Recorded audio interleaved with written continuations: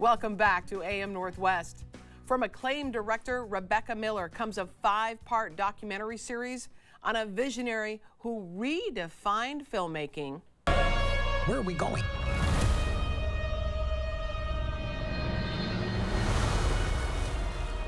What stories do we want to tell? I knew I could express myself with pictures, but I had to find my own way. We welcome the director of Mr. Scorsese, director Rebecca Miller. Good morning, Rebecca. Good to see you this morning. I have to first ask you, though, it's a very important question. What is the right way to pronounce Mr. Scorsese? Scorsese? Scorsese, I think. Okay. Because I've heard you say Scorsese, but I can see how we've been I do say Scorsese, but I think he says Scorsese. So I guess I should be saying that too, now that I think about it. Okay, you took on the greatest living filmmaker of all time. This is incredible. Why did you decide to take on this challenge of making a portrait, really, of him? You know, look, I'm a big fan of, say, Dostoevsky, and I wish I could go back in time and interview him too. Like, you know, I thought this was an opportunity that will not come again. And I thought I might be able to be helpful in creating a real intimate portrait of him. And I asked, and I got the job. And what were some of the challenges you faced? I know it was during quarantine time, right? So I understand that in some ways that helped.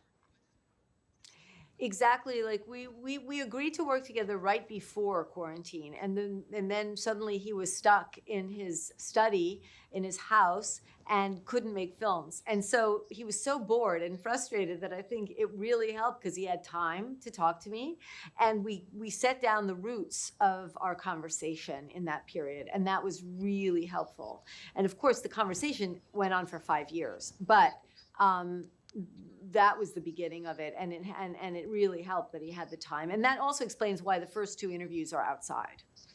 It seemed like he was so honest with you. I mean, and I've heard you describe it as you did, like active listening. You really listened to what he said. Yes, I would call it active or radical listening. Radical listening. That was the main thing that I was really doing, and I was responding. But it's funny because when you listen that hard, at the end of even 4 or 5 hours, you can't remember what happened. I mean, I was listening and trying to remember, of course, and look at my notes. My notes were all about what films we had to hit, what eras we had to go down. But, you know, in terms of like, I didn't know what he was going to say next. I didn't know. So it was really just being ready and being aware. It was a great experience from that point of view. And then you brought in people that he worked with, and maybe even decades and decades ago. How did they add to that? Because it really fleshed out who he is as a man, as a director, and how he's changed over time as well. Yeah, it was important to me that, in a way, my approach was kind of a cubist approach, where you're looking at somebody from many different angles, you know, at the same time. So, you know, you have, of course, his point of view, but then you might have an early girlfriend's point of view, or you might have a neighborhood friend's point of view that knew him when he was a kid, or you might have the priest who's obviously, you know, he's no longer with us, but he's talking about him, his childhood priest. So it's a real... it's like many, many points of light, all focused on this one form in the middle to try and get a kind of 3-dimensional vision of him. I'm curious, did you find out something about him that you had no clue about, that you didn't see coming? His passion for films is so out there. And you know, when you talk about Taxi Driver, who knew he had, there was such an issue with the X rating that he was possibly going to get, how angry it made him. Tell me about how you felt about that. Well, that's a story, that's actually a good example, because that's a story I did not know.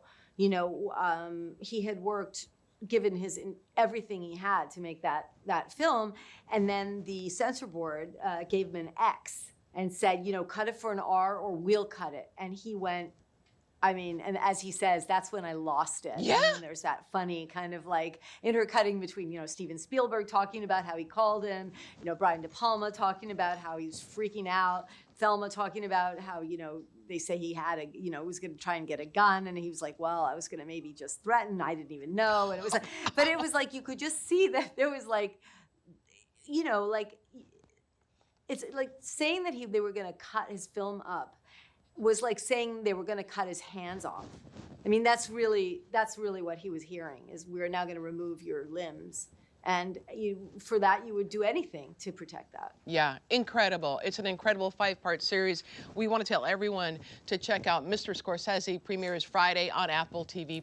Rebecca, thank you so much. Incredible work. Thank you so much. I appreciate that so much. Thank you. All right, we'll be right back with more AM Northwest. Don't go away.